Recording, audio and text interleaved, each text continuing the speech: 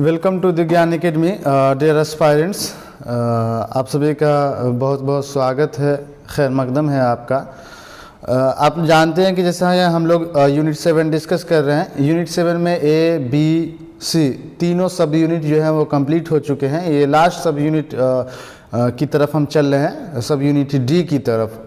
आप हमारे चैनल को विजिट कीजिए और उसके प्ले स्टोर में चेक कीजिए। Unit 7 pedagogy, andragogy and education का एक अलग प्ले लिस्ट है जहां पे आपको सभी वीडियो मिल जाएंगे। आज हम लोग बात करेंगे बेसिकली सब यूनिट डी की। तो सब यूनिट डी का अगर सिलेबस आपने देखा होगा तो उसमें assessment in andragogy of education है ना, assessment of andragogy in education. That means andragogy के अंदर असेसमेंट कैसे होगा। और एंड्रागोजी का मतलब मैं पहले ही समझा चुका हूं, एंडर एंड एगोगोज। एंडर का मतलब एडल्ट और एगोगोज का मतलब टू लीड, यानी कि एंड्रागोजी के अंदर एडल्ट को लीड की जाती है। सो आज जो बेसिकली हम लोग देखेंगे वो assessment in andragogy of education देखना है। इसमें हमें देखना है इंटरेक्शन एनालिसिस, फ्लैंडर्स का interaction analysis, Galloway system of interaction analysis, है ना। और उसके बाद हम इसमें देखेंगे क्राइटेरिया फॉर टीचर इवैल्यूएशन, है ना। उसके बाद हम देखेंगे rubrics for self and peer evaluation. तो इसमें जो दो है, एक फ्लैंडर्स की इंटरेक्शन एनालिसिस और दूसरा चार्ल्स गैलोवे का system of interaction analysis, very very important. जब से सिलेबस अपडेट हुआ तब से हर एग्जाम में लगातार पूछे जा रहे हैं। सिर्फ इस बार जो एग्जाम हुआ था दिसंबर में, इस एग्जाम में क्वेश्चन यहां से देखने को नहीं मिले थे। गैलोवे से एक क्वेश्चन देखने को मिला था, लेकिन इसके पहले जितनी भी एग्जामें हुई 2018 के बाद, सिलेबस अपडेट होने के बाद, हर जगह फ्लैंडर्स के सवाल पूछे गए। तो बेसिकली फ्लैंडर्स का इंटरेक्शन एनालिसिस है, फ्लैंडर्स का इंटरेक्शन एनालिसिस है। आपको समझना पड़ेगा कि इंटरेक्शन एनालिसिस से क्या मुराद है, और इंटरेक्शन एनालिसिस समझने से पहले आपको इंटरेक्शन को समझना पड़ेगा, तभी एनालिसिस आप बेहतरीन अंदाज में समझ पाएंगे। बेसिकली नेड फ्लैंडर्स ने कहा कि टीचिंग एक इंटरेक्टिव प्रोसेस है जिसमें इंटरेक्शन होता है, जिसमें इंटरेक्शन होता है टीचर्स और स्टूडेंट्स के बीच में, है ना। टीचिंग की प्रोसेस ही एक ऐसी प्रोसेस होती है, एक ऐसा इंटरेक्टिव प्रोसेस है हमारा टीचिंग, जिसमें हर कोई एक दूसरे से इंटरेक्ट करता है, जहां हर कोई एक दूसरे के ऊपर इन्फ्लुएंस डालता है, जहां हर कोई एक दूसरे को प्रभावित करता है। तो ये जो प्रभावित करने की प्रोसेस है, इफेक्ट करने का जो प्रोसेस है, बेसिकली ये जो इंटरेक्ट करने का प्रोसेस है, इसी को तो इंटरेक्शन कहा जाता है। सो बेसिकली टीचिंग लर्निंग की प्रोसेस में अगर हम देखें तो टीचर इन्फ्लुएंस करता है स्टूडेंट के ऊपर, स्टूडेंट भी टीचर से इंटरेक्ट होता है और फिर इन्फ्लुएंस करता है टीचर्स को, जी इन्फ्लुएंस करता है टीचर्स को, और दोनों के बीच में बेसिकली एक इंटरेक्शन होता है, एक पारस्परिक प्रभाव होता है एक दूसरे का, एक दूसरे के ऊपर बातचीत करना, एक दूसरे से सीखना, एक दूसरे के ऊपर असर अंदाज होना, एक दूसरे पे असर छोड़ना, है ना। तो इसी को हम लोग इंटरेक्शन कहते हैं।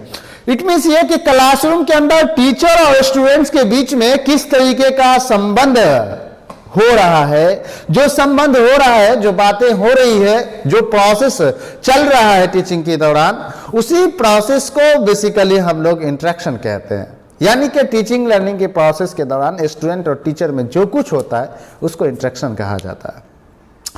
अब टीचिंग लर्निंग की प्रोसेस में हर एक इंसान एक दूसरे इंसान के ऊपर अपना असर छोड़ता है, हर एक बच्चा दूसरे बच्चों पे असर छोड़ता है, और टीचर्स तो प्रीडोमिनेंटली पूरी क्लास पे अपनी असर छोड़ता है।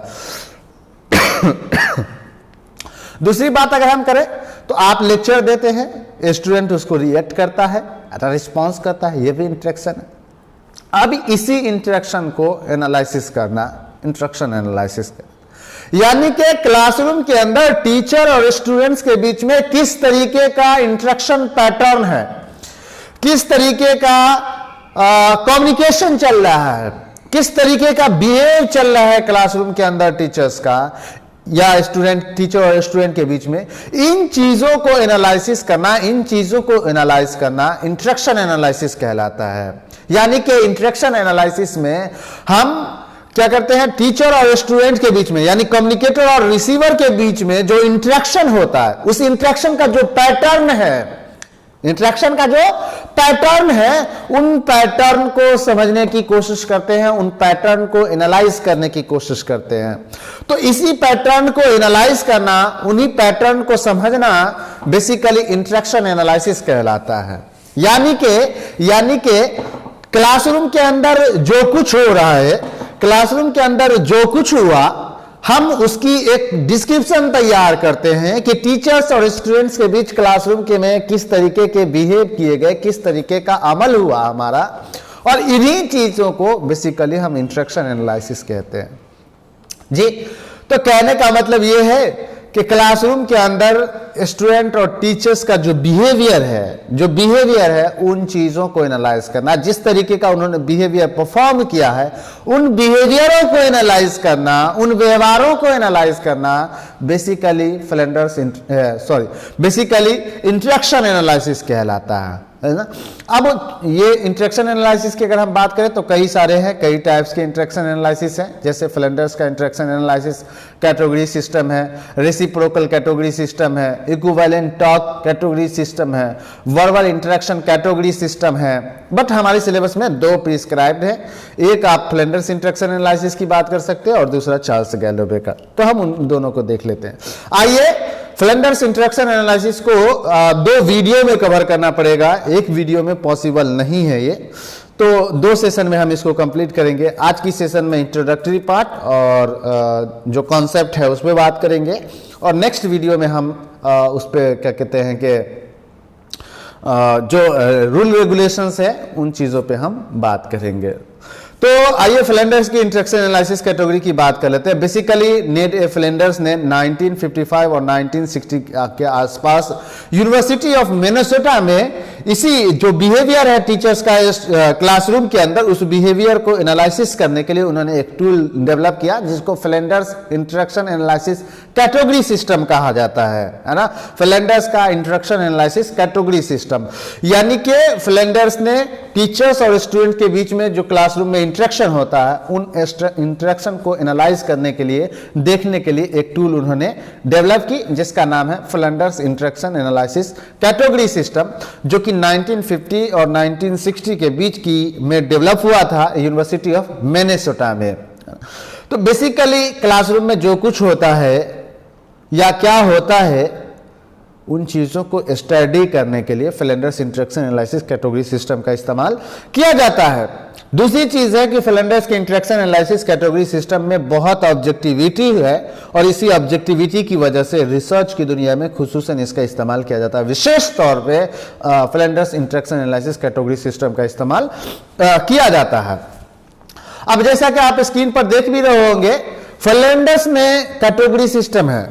फ्लेंडर्स ने टोटल 10 कैटेगरीज बताए हैं टीचर्स और स्टूडेंट्स की बिहेवियर की क्लासरूम के अंदर, है ना। 10 कैटेगरीज, और ये 10 कैटेगरीज वर्बल कैटेगरीज है, वर्बल बिहेवियर है किसी टीचर्स के। एक बात याद रख लीजिएगा, यहां से भी सवाल पूछा। फ्लेंडर्स ने जो इंटरेक्शन एनालिसिस करने की बात की है उसमें सिर्फ वर्बल एनालिसिस, वर्बल जो हमारा बिहेवियर है उन चीजों को एनालिसिस करने की बात करता है।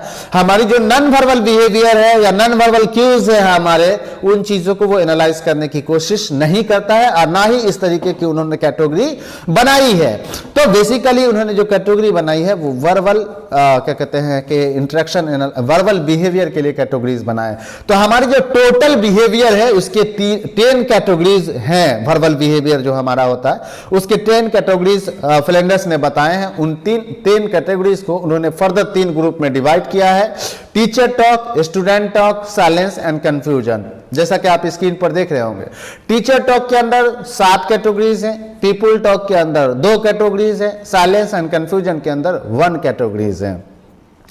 पहली जो क्या कहते हैं टीचर टॉक है, यानी कि 1 से लेकर के 7 तक की जो कैटेगरीज होगी उसको हम लोग टीचर टॉक कहेंगे। और फिर बात की यानी कि 8 और 9 की जो कैटेगरीज होगी वो पीपल टॉक या स्टूडेंट टॉक होगा। और फिर लास्ट की जो 10th कैटेगरीज होगी, 10वीं कैटेगरीज होगी, वो साइलेंस और कंफ्यूजन की कैटेगरी कहलाएगी, है ना। इसमें देखिए आप इसको याद करना है। अब ये जो आप है कि टीचर टॉक है, ये जो 7 कैटेगरीज 1 से लेकर के 7 तक की जो टीचर टॉक की कैटेगरीज है, उस टीचर टॉक की कैटेगरी को 2 भागों में बांटा गया है, एक इनडायरेक्ट और दूसरा डायरेक्ट, यानी कि डायरेक्ट टॉक और इनडायरेक्ट टॉक।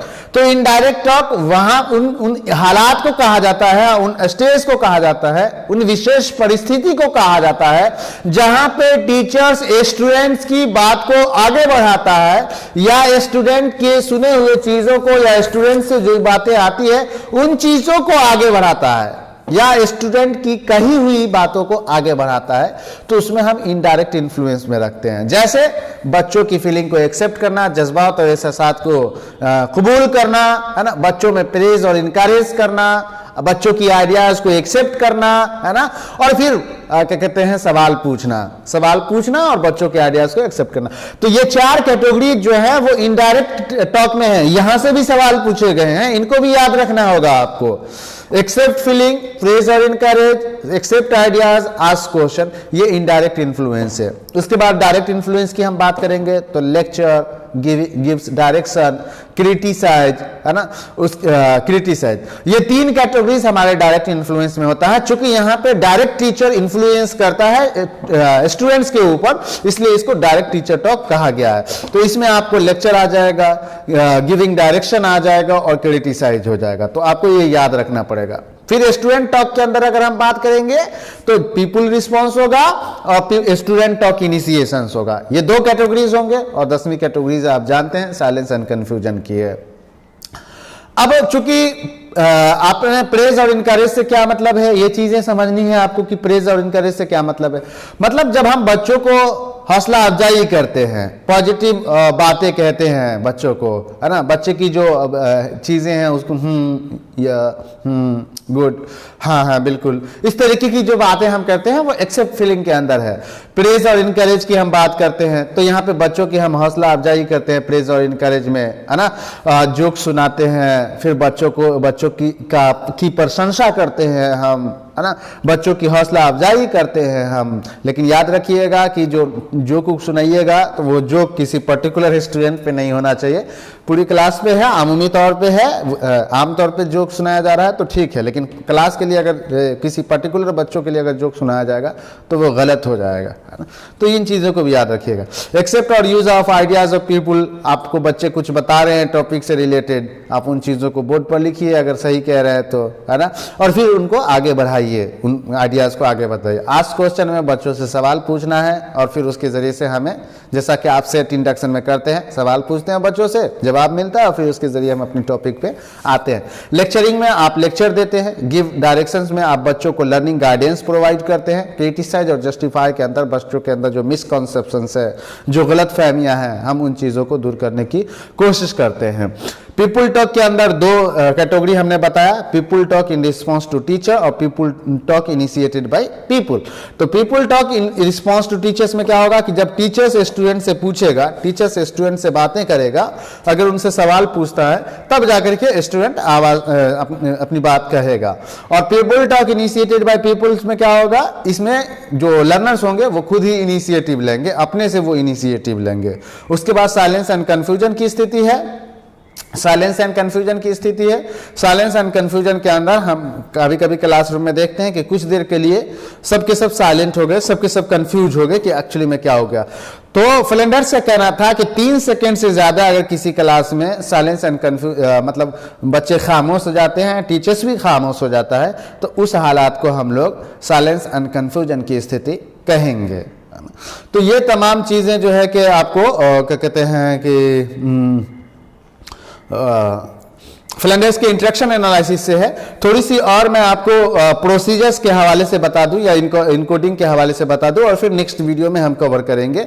देखिए, सबसे पहला प्रोसीजर्स ऑफ ऑब्जर्वेशन या इनकोडिंग प्रोसेस में बेसिकली जो ऑब्जर्वर होंगे उनको एक बेस्ट पोजीशन पर बैठना पड़ेगा, क्लासरूम में एक ऐसी जगह पे बैठना पड़ेगा, जैसा कि आप स्क्रीन में देख पा रहे होंगे कि एक ऐसी जगह पे बैठना पड़ेगा जहां से उन तमाम बच्चों को और साथ ही साथ टीचर्स को आसानी के साथ देख सकते हैं। टीचर्स के जरिए से प्रतिपादित किया जाने वाला हर 3 सेकंड में बिहेवियर को नोट करना है, हर 3 सेकंड में बिहेवियर को नोट करना है। इस तरीके से 1 मिनट में 20 टैलीज हम बना सकते हैं और फिर 100 टेलीज बना सकते हैं हम 5 मिनट में, और फिर 1200 टेलीज हम बना सकते हैं एक घंटे में, है ना।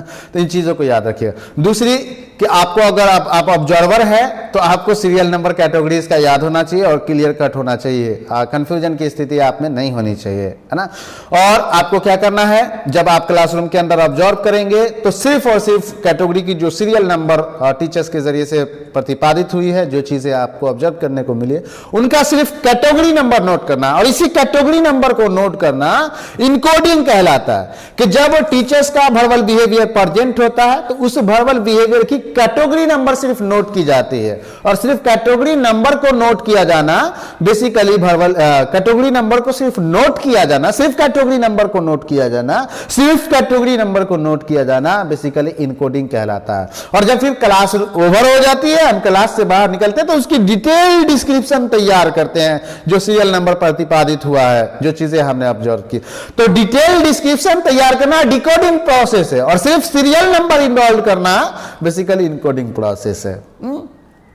तो इन तमाम चीजों को आपको देखना पड़ेगा, है ना, क्या कहते हैं, कोडिंग और डिकोडिंग की प्रोसेस को। दूसरी बात है कि आपको एज ए ऑब्जर्वर आपको कैटेगरी नंबर याद होना चाहिए, और मतलब क्लियर कट आपके पास आइडिया होनी चाहिए, तभी आप कुछ कर पाएंगे। आज की वीडियो में बस इतना ही। नेक्स्ट वीडियो में हम रूल फॉर ऑब्जर्वेशन या रूल फॉर रिकॉर्डिंग और डिकोडिंग का हम चर्चा करेंगे। Thank you very much.